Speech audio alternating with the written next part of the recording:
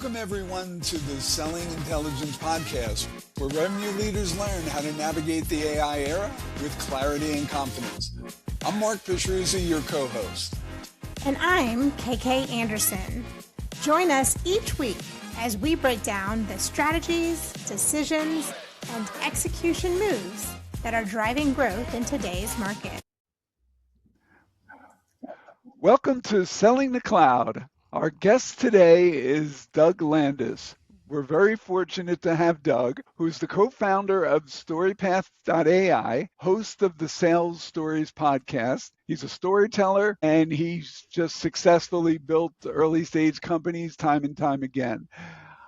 Doug has led global sales productivity at Salesforce. He's served as the chief storyteller at Box and spent 7 years as a growth partner at Emergence Capital, helping SaaS companies scale smarter. He has sold everything from newspapers and ice cream to enterprise databases and cloud software. Today, he's really focused on and really enjoying building up StoryPath.ai. StoryPath is an AI-native guided selling and storytelling platform that helps sellers show up with differentiated perspective, not just better automation. 3 topics we'll cover today. How AI has changed buying behavior more than selling behavior, why trust and story are the only real differentiators left, and how sellers can prepare differently and win in a one-shot world. Doug, we're so fortunate, as I said, to have you here, and welcome to Selling the Cloud. Thank you. So great to be back. I think I was on a long time ago. I don't even remember what we were talking about back then. And it's interesting as you were doing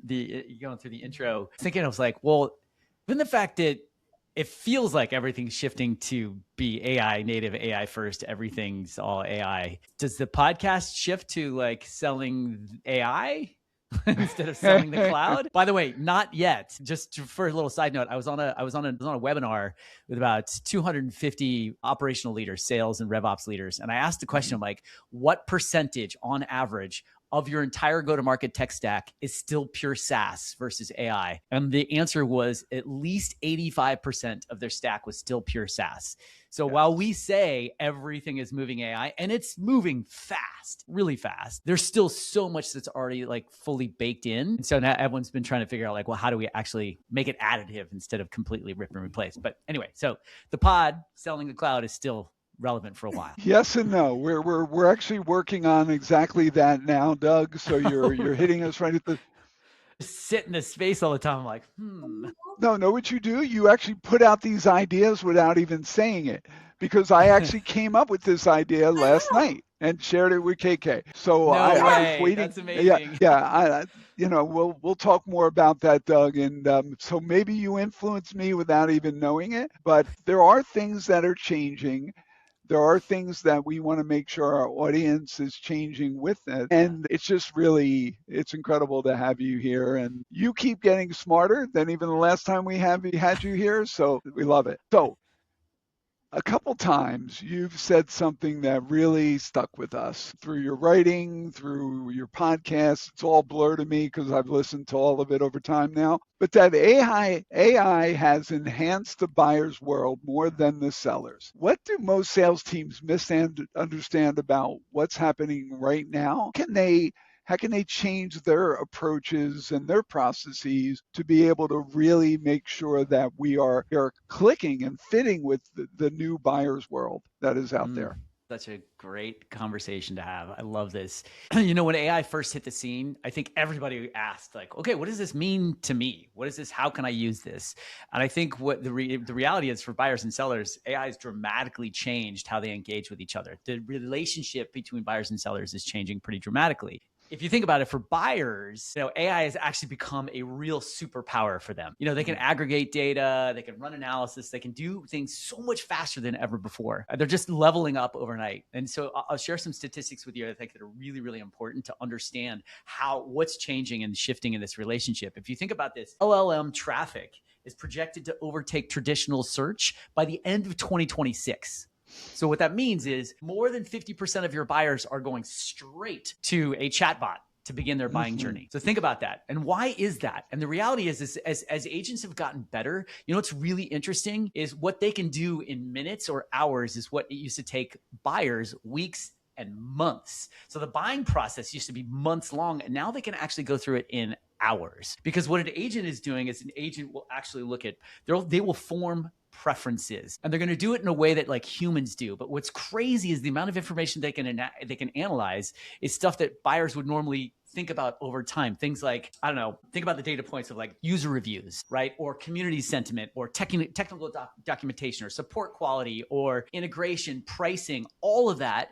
An agent can analyze all of that in seconds. And a buyer would normally take weeks or months to go through that. So if you think about it, statistically speaking, what is it? 89% of B2B buyers are using Gen AI in their purchasing process. The crazy thing is 83% of the buyer's journey happens without a seller. So that means if a seller is only involved in 17% of the buyer's activities, then sellers need to show up a little differently. They need to understand and almost anticipate the fact that the buyers are going through a buying process without them. We call this the invisible evaluation. They're evaluating solutions and they're evaluating ways to think about solving problems without any of us knowing. So if you think about, like, we've all bought software, right? And so when we normally would think about buying software, like maybe we'll go to a webinar, we'll go to a website, we'll talk to some people, we'll reach out to an SDR, we'll download a white paper. That is leaving signal. That's leaving breadcrumbs all over the internet. And solutions out there could pick up on that, be like, oh, hey, Doug is out exploring something to solve for forecasting. Awesome. I can reach out to him. I can do some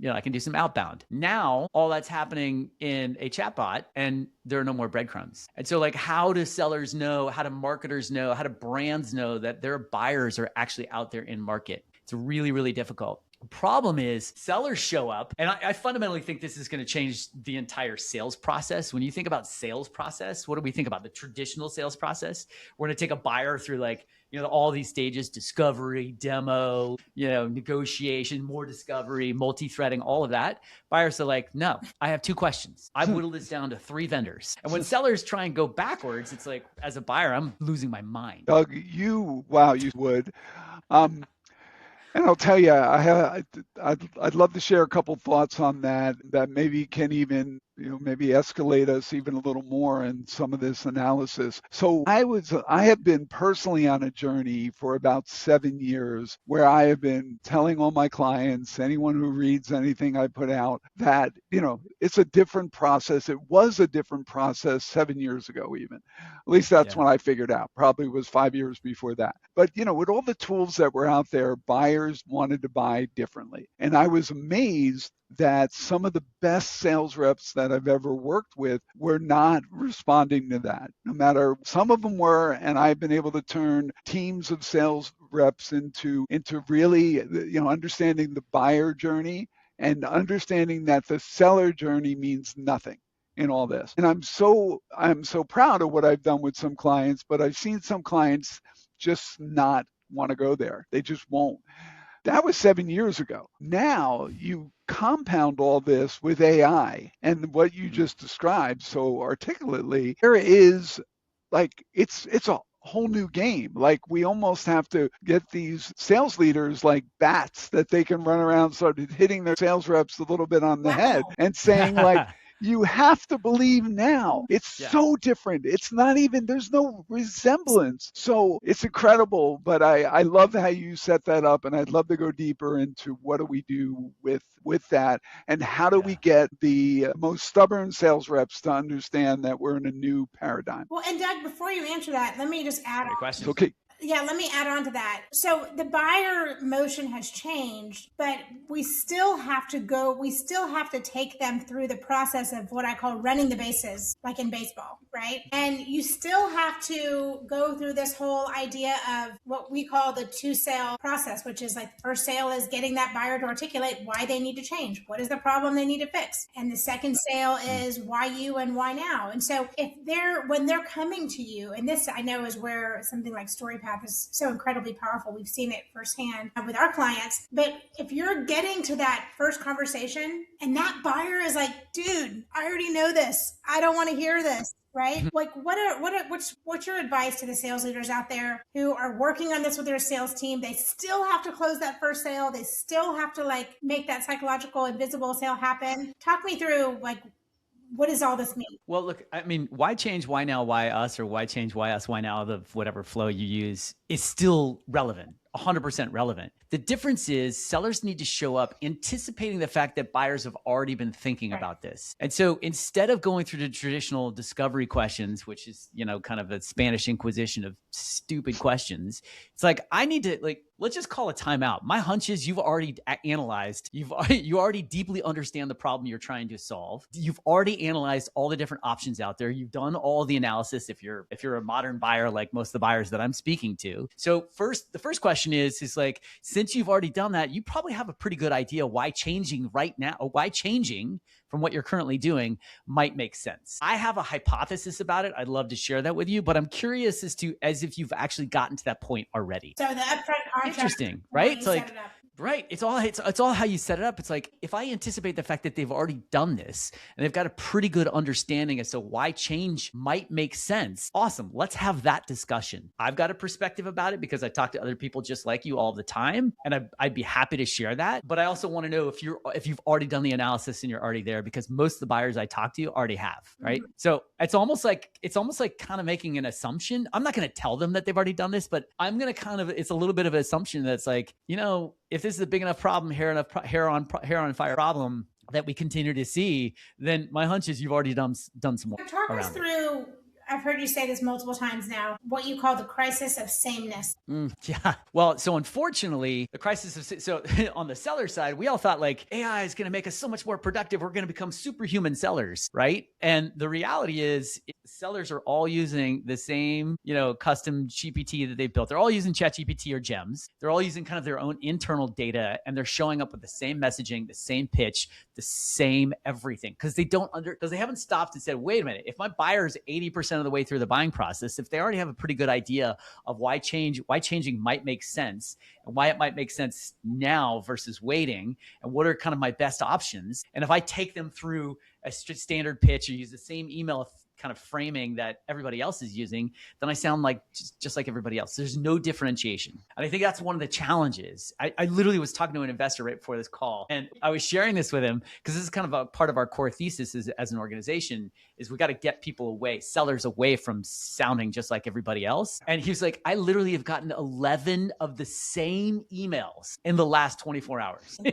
Literally, they look and feel the same. And so it's like, okay, if we're all kind of following the same playbook and we're using the same tooling, then how do we really start to differentiate? And I think the first thing is you got to first understand where your buyers are now. That's the very first step. The second step for a seller to get out of this crisis of sameness is you got to start thinking about being different, and we have a whole thesis on that. That's through trust and story. And you know what, Doug and KK, I'm going to kind of bust us out, I think, to a whole nother level here with some of these thoughts. So, and this is why KK and I are so good together and why we're so impactful for our clients, because we have these debates all the time. So I'm going to bring one of our debates to this podcast. KK just described the 4 bases. Like, you've got to go around the 4 bases. And she's incredible from a process standpoint, sales competency perspective, and I totally get the perspective. I kind of think it's gone to a different point here. And when I show up to a sales process, I kind of think of like I'm showing up to play baseball with the Savannah Bananas, that group that does all that goofy, crazy stuff, right? So what I have to do is I first have to understand, like, what are the rules today? Like, real quickly, not deep, but what are the rules that we're going to go to play this game? Let me do my research. Let me learn how they played every other game they've ever had. Let me come in with that. And then I want to see, like, are we even using bases? Like, or are we just like hitting home runs and catching balls behind their back, whatever they do? So I think that's where we are here as well. And that's why I also feel like the concept of the sales rep being a CEO of their territory is real again. And we all watched over 10 years, 12 years, the last 10 years, 12 years, all the technology that sales leaders were putting in place. They then started to say, well, we don't really need people that can be the CEO of their territory. We're going to give them great process and great technology. And hey, it worked. They were growing, especially in SaaS companies, super fast during this time. So I don't argue with the success. But before that, and I think now again, you need at least a subset of your sales team to have that level of intellect and curiosity and really figure those things out. So I'll weave that together, if you don't mind, with a question, a more specific question. So if we think buyers are now 80-90% through their decision process before they even talk to a seller, how should it change how the rep shows up in a first meeting? And my hypothesis here is it a good one, right? Like that you almost have to go in and figure out what game, not to call this a game, but what are the rules of this process before you even jump in. And you got to be smart enough to be able to figure that out, which also comes down to the talent management, making sure you have the right people in the right roles. Yeah. It's interesting. I would argue what a seller needs to do in the first meeting and first conversation today is arguably the same that I've been touting for years, which is show up with a point of view, show up with a hypothesis, try and anticipate where you think they might be. Might, by the way, is a very important word because I'm a linguist at heart, because you can't tell somebody where they are. If you come in and tell the buyer where they are, they're like, GFY, you don't know me. I think, I want to actually address that. By the way, I love the metaphor of the Savannah Banana baseball team versus traditional baseball in terms of the shift that's happening. I believe there's two parts actually going on. There's the operational piece of selling, which still exists. We still need to understand, where does procurement fit in this process? What about security? What about legal review? Those are operational things that we need to do to get the deal done. Correct, yes. Right? We still need to do that. Also, people likely still need to see some sort of demo. They need to understand how this might look and feel and fit in their environment, right? They may conceptually understand the problem they're trying to solve and the options, but they can do all that through these chatbots, but they also then need to look and feel and think more deeply about the integration and how will the data flow, and then what kind of risks is this going to create. So to me, that's kind of the operational stuff of the process. And that's where I agree with KK in that there are still bases that we still have to, touch, right, to get a deal done. However, I'm going to put on my Savannah Banana outfit and go the way I get to those bases might be a little different. I might, by the way, run to second and then go to third and then to first and then to home. There you go. High five the pitcher, right? So, but here's the key. The key is, in order for me to leave the home base, in order to go to any base that makes the most sense, I have to show up with a perspective and a point of view and an understanding of where my buyer is. And I have to speak their language. I have to understand their ontology. I have to understand, who they sell to and what they're trying to accomplish with their customers. And that's the language that I need to speak. And if I just show up and I'm speaking my language and I'm asking my discovery questions and I'm putting all the pressure on the buyer to go answer my questions, as a buyer, I don't want that interaction anymore. And guess what? I shouldn't have to have it.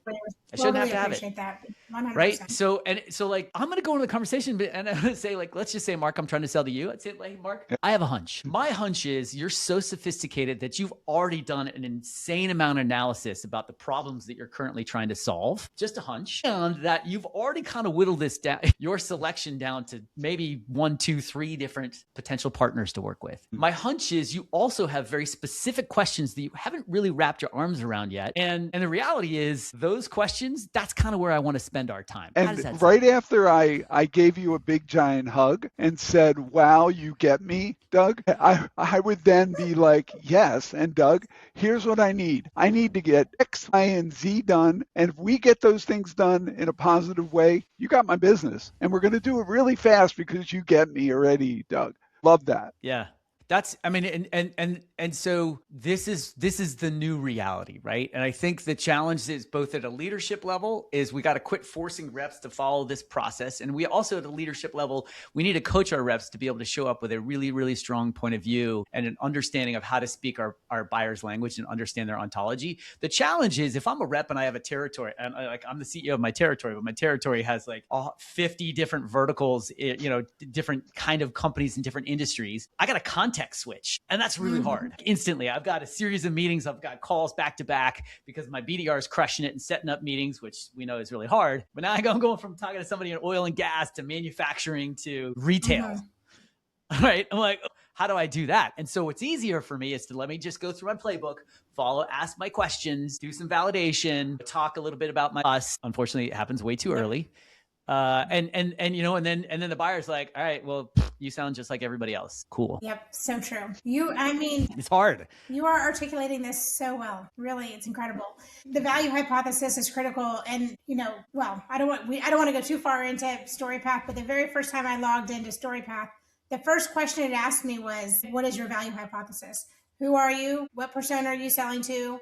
What challenge are they trying to solve and why are they trying to solve it, right? So that you can know exactly kind of what your POV is. So let's move on to the second topic here about trust and story and how they help us win the deal. And so in this kind of world of sameness where we're flipping between industries and on back-to-back calls and we all sound the same, right? A lot of times we're reciting the same case studies, the same stories. And sometimes a salesperson will literally feel like a broken record because they say the same thing 100 times, right? And so, you and I both know that story is not just case studies. Most case studies aren't even real stories. Like, let's be real, right? They've taken on a life of their own over time. And so, talk to me about what it is. Tell me about why story is so important and how that helps build trust in the first sale. Well, I mean, look, here's the thing. I think, there's two parts to this, right? So again, our core thesis is to really, truly differentiate as a seller today.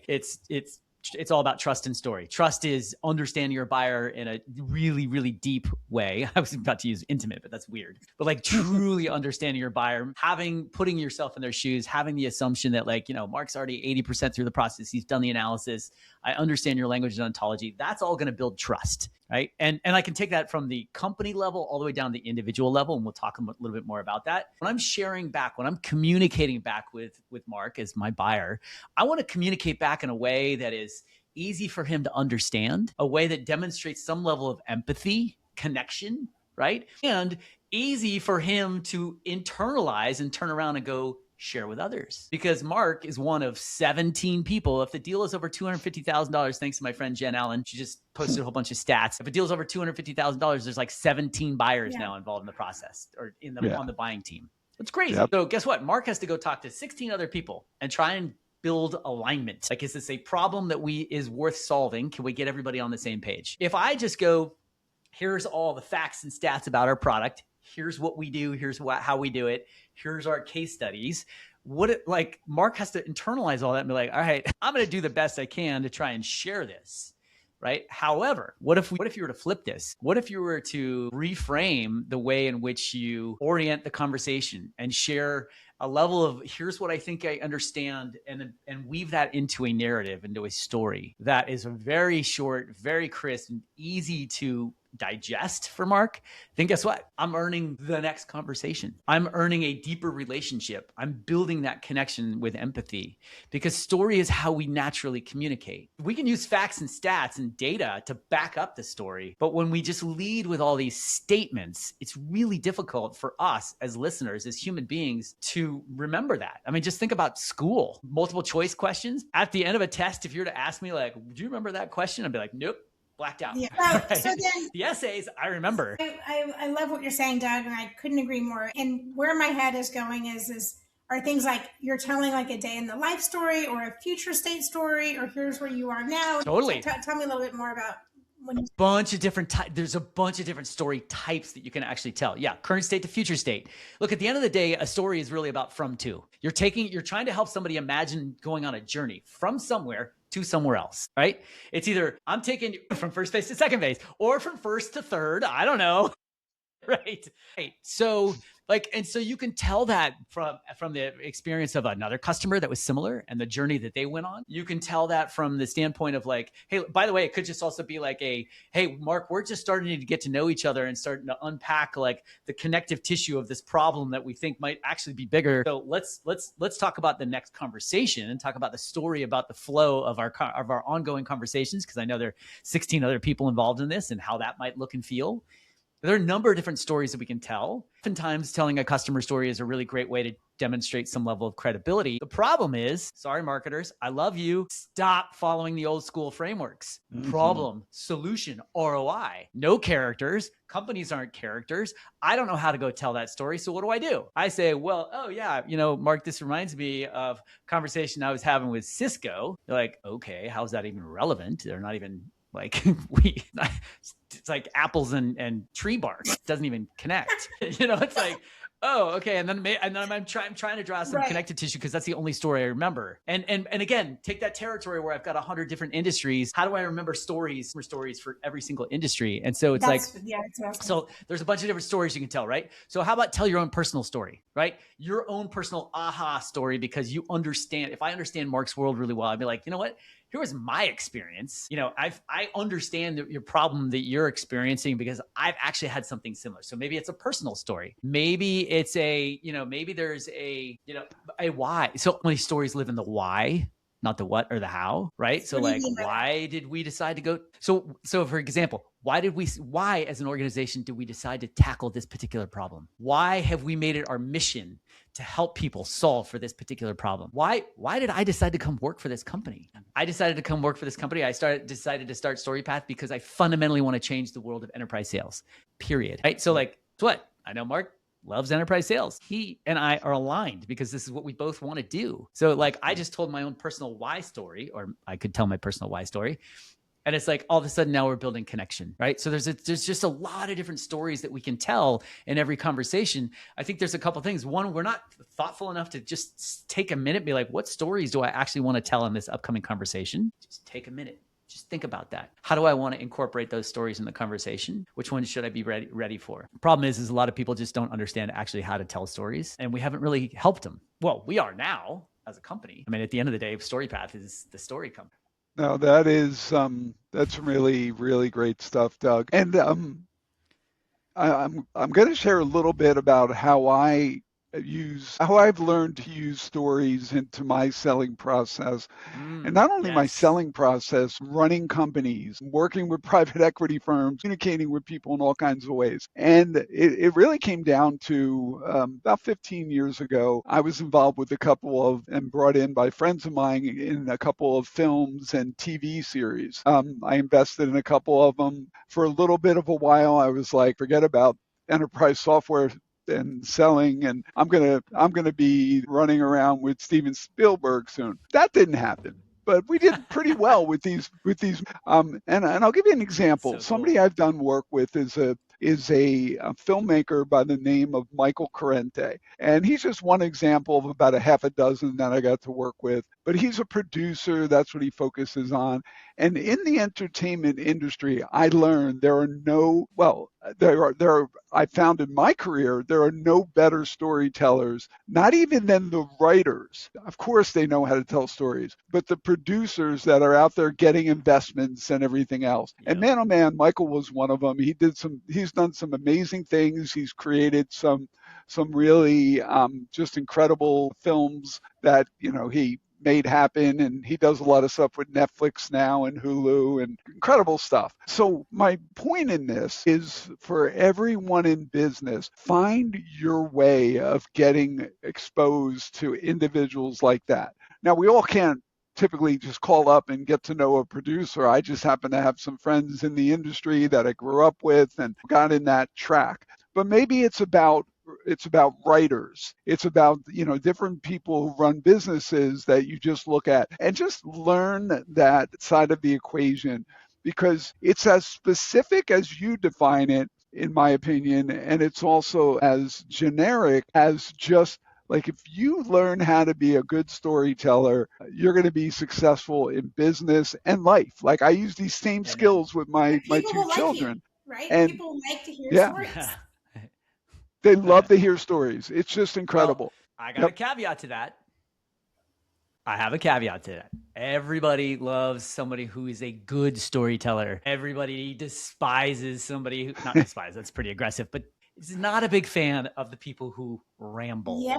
They think they're telling a story and it's just one ginormous run-on sentence that you never know where it's going to end. Because reality is, right? Like, it's like, no one wants to be the person stuck at the party with, I got to sit next to them. They never shut up. They always say, all they do is talk your ear off, or they just talk about themselves, right? Yep. They don't ask, they don't treat it as a conversation, right? So like, this is what happens. I mean, this is why I always think it's like selling is just a series of conversations. We're having a conversation to see if it makes sense for us to have another conversation. And if so, who else should be involved? What's interesting is in conversations in everyday life, we tell stories, right? So just get better at being really clear and succinct about the story that you're trying to tell. And I think it's hard. Like, I think it's hard to be able to do on the fly because you have to be really thoughtful. It's a muscle, just like practicing your discovery muscle, just like practicing your negotiation muscle. These are muscles that you have to practice. I love it. You got to get good at telling stories on the fly. Yeah. And so you need to know what stories are the best stories to go tell for this particular audience in this particular moment. Right. And so that's why I say, like, if it's a first conversation with a prospect or a buyer, I need to be really thoughtful about what stories do I want to tell? What stories do I want to bring in the conversation? I'm thoughtful enough about what questions I'm going to ask. I'm thoughtful about what products I might talk about or maybe infuse into the conversation. Why don't I just spend the extra minutes to be thoughtful about the story or stories I might want to tell in the conversation? And practice it. Yeah. So I want to also talk about what happens when we're not in the room as sellers with our buyers. We know that they have to turn around, and very often, I mean, the last number I saw was like, on average, anything over $25,000 would go to a CFO of all things. Like, even people who have had buying authority and budget for most of their careers no longer do because of, what's happening right now. And so who you're talking to, they have to turn around and sell it internally. They have to be your champion. And I will tell you, the stories are what they remember. So if they're going to turn around and go talk to their coworker about it or get buy-in, they're probably going to be telling that story. Like, oh, you told me the story.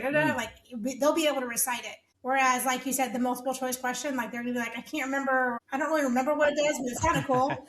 Yeah. I can't remember which vendor actually says they can integrate with Salesforce or with all that. I can't remember. Like, honestly, even if I'm looking at two solutions, I'm like, shoot, I don't remember which one actually is like AFC 2019 integrated. Like, well, I don't remember, right? Because they're all saying the same thing. Yep.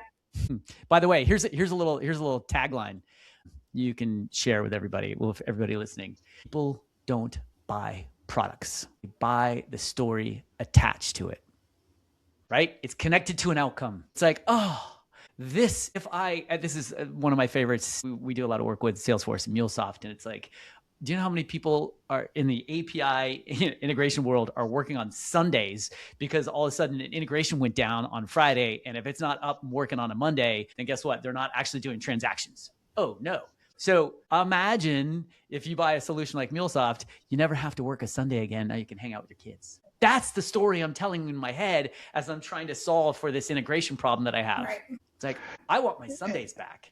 Not like I want a faster integration solution. I mean, that's nice, but like, no, I want my Sundays back. And Doug, the way you just said that is great, because some people would answer your question is, well, people want solutions. But no, I mean, that's a solution. You're giving them a solution, but it's the net effect of that solution on you and to your life and your response. And Excellent. Your organization and like your team and like the things that you care about. Like this is how they're making decisions. It's the story that they're crafting in their head. And it's, guess what? By the way, like we've all done this, right? When we've had to buy solutions, when I was at Box and I'm like spending $1 million on the solution and I'm like, I got to go sell this internally. Whew, I tell you what, I'm going to go create a story and I'm going to paint this picture and I'm going to create that story that can connect everybody so that we can all be aligned. Because it's way easier than be like, here's everything it does. Right. People will be like, okay, great. What? Why does that matter to me? It doesn't matter to me. The one thing on that list matters to me. But guess what? I build a story to tell And it's a lot easier for me to tell. I can get way more alignment and buy-in. Yeah, you just defined it there.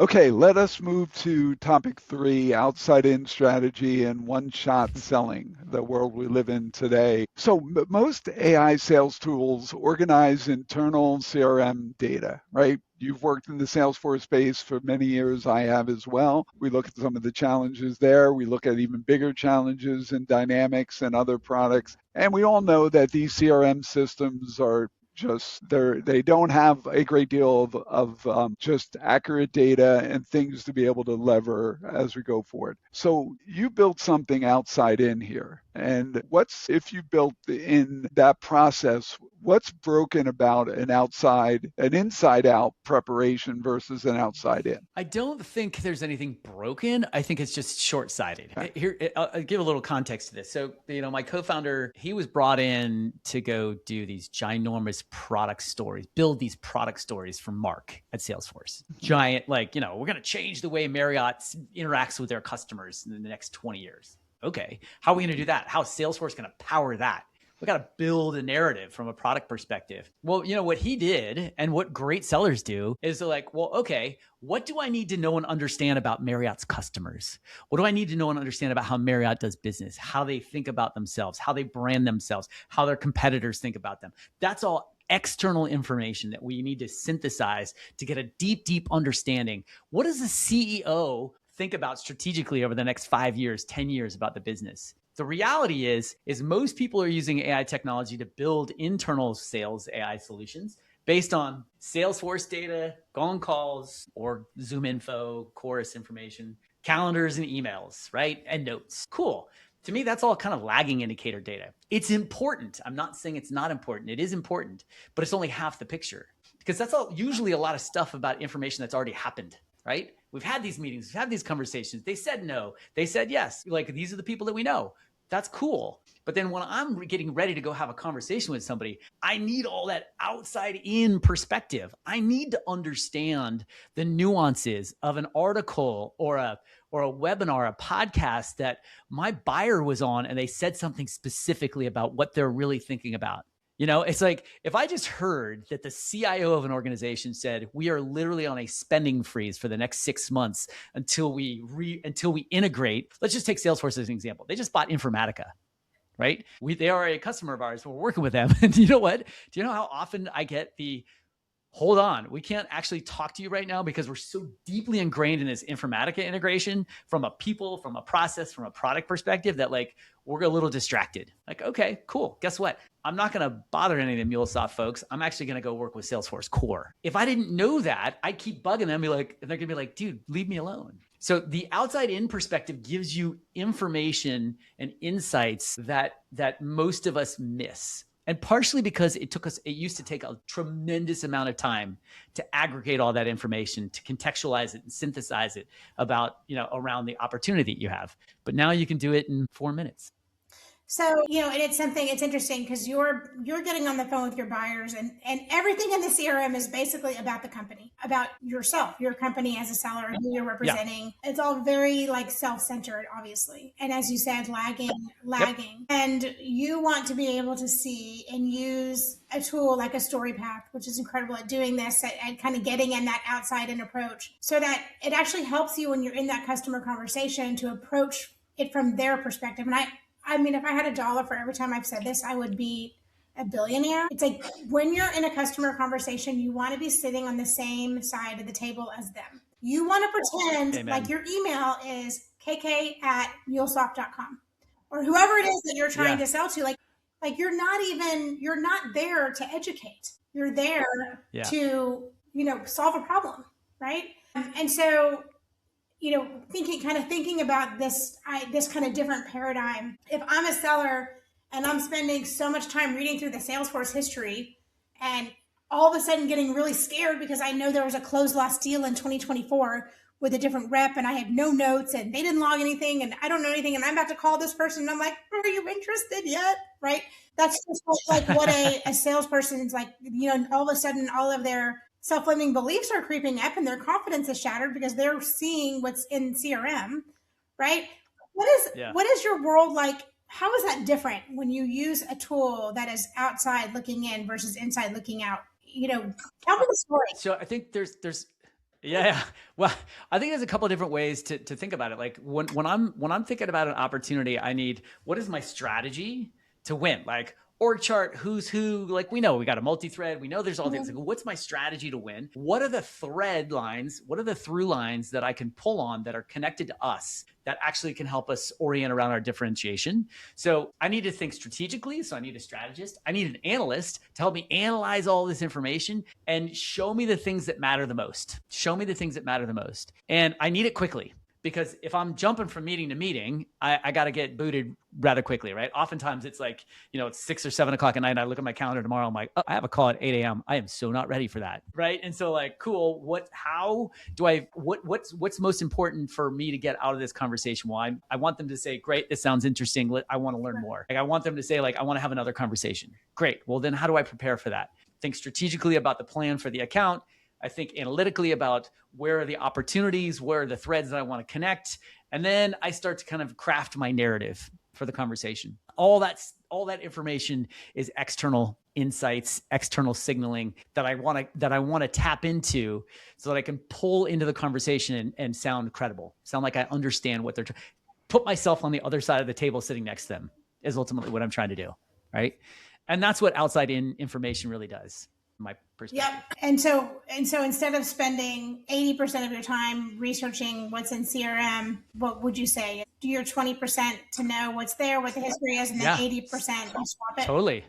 Yep. Great. Yeah. I mean, the stuff in CRM, you just even think about this because we ingest all this information and we look at a gong call. It's like 90% of it's trash. There's 10% of that conversation that's really valuable. It's like, ooh, they said these things. Cool. That's what I want. Right. I learned these little nuggets. That's what I want. Everything else, all those other orientation of the conversation, this question, it's like, all right, that's interesting. That's why like CRM data is helpful. It's like, what have we already tried? Who have we already talked to? But to be honest, like a real true enterprise seller is going to go, cool. I'm not even going to look at what's already happened. I'm going to put myself in their shoes and try and think about what are they trying to accomplish? Yeah. What's getting in their way? What is that going to do for them if they accomplish this? Who else is involved in this? I'm going to like put myself in their business first. And then I'll go back into CRM and be like, hey, have we done some of this? Or do we have a way in?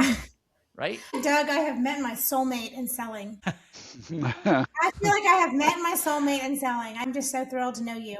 Okay, I'm going to take us to the last topic, and because this is the fastest hour that has gone by. I know our listeners will do it in 2 parts, but before we get to the rapid fire, which is everybody's favorite, I do want to at least cover a little bit of this leadership in the AI era, sales leadership in the AI era, because boards are going to fund what they can measure. So we know that stories sell, that trust sells, that we have to go through this process of why change, why you, why now.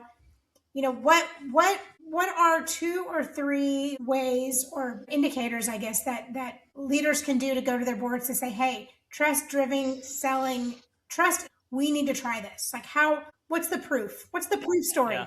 I mean, so this investor that I was talking to this morning, we were talking about this, like if sellers really truly develop that level of trust with their buyers, if they truly understand how to become a trusted advisor, which is ultimately what we're talking about here. And the simple fact that buyers are already 80% through the buying process or 90% through the buying process, guess what that means? We can close deals faster. Well, there's a good leading indicator. We can close deals faster.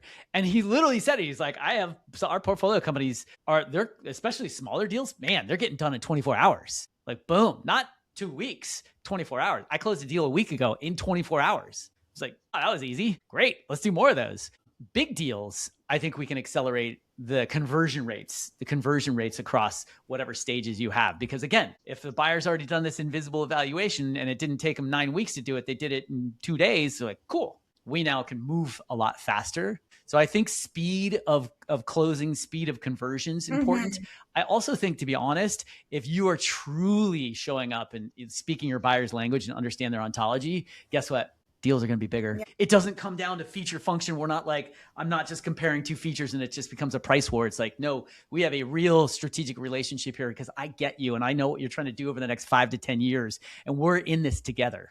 I mean, I was talking to a president a week ago, and he's like, "Hey, talk to me about your pricing." This is a true conversation. Talk to me about your pricing. I'm not negotiating, but I'm just want to get a sense because I'm going to meet with the CEO next week. And I was like, cool, here's the deal. I don't negotiate. The price is the price. I mean, unless you want to do a 3-year deal cash up front, then we can talk about it. But guess what? I set the price to where it's a non-issue. And he's like, well, explain that. And I did. And he's like, okay, that makes I remember sense. the reaction I like, heard when you first told me your price. I was like, what? That's it? And it's just like, here's the deal. I don't want this to be, I want a long-term relationship. I understand the value that we're delivering. And are we leaving money on the table? Probably. Are there potential upgrades in the future? Absolutely. But it's not about price. It's about delivering value. You're so good, Doug. So good. This has been all right, let's go to our last segment here that both KK and I love, and that's our rapid fire segment. First question for you. First thing you ever sold? Newspapers. I think I was like 10 years old. Selling door to door. I'm like, hey, I'm selling the Palo Alto Times. And you already get the San Francisco Chronicle, but you want the Palo Alto Times because it's local. So good. And see, now that's beautiful. You had differentiation even then in your product. Yeah. Okay, a storyteller that you admire. Simon Sinek starts with why.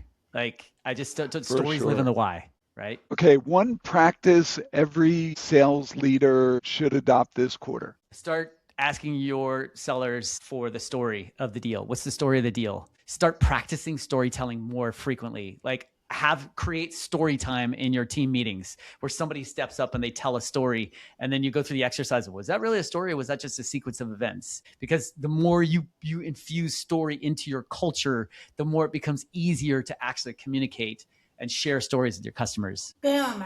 Okay. My favorite advice that you would give to your 21-year-old self.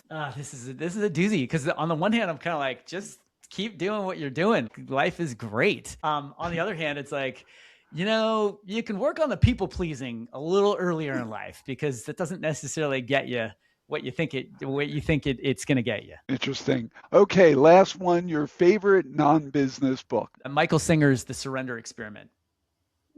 I haven't It's read an that incredible one. Story. Have you read it? Wow, I have not. No, but I will. Good. It's actually, so it's really cool. It's what anybody that's in business should read it because it's really all about like, look, there's only so much we can control in our life, right? So here you have a hippie living in his van in Florida who's a total yogi, becomes the CEO of a multi-billion-dollar publicly traded software company. And he talks about his entire journey and how he continued to surrender to kind of the flow of life, even in some of the most challenging times. Okay. Well, we'll definitely put the link to that in the show notes. I'm going to get that one for sure. Okay, Doug, this has been so much fun. So much fun. Thank you. It's been great. I can just say thank you on behalf of our audience. You just did a great job. I appreciate it. Mark. Thank you. You're awesome as always. Thank you. Thank you. What a great show. So thank you all. Appreciate it again, Doug, and all the best. All right. We hope you enjoyed this conversation and found it valuable. If you did, like and share it with your network. That's the best way to support us and the work we're doing here at AGS. And if you're curious where your sales team stacks up in the AI era, head to get-ags.com. That's get and the dash symbol ags.com for a complimentary sales team benchmark. Until next time.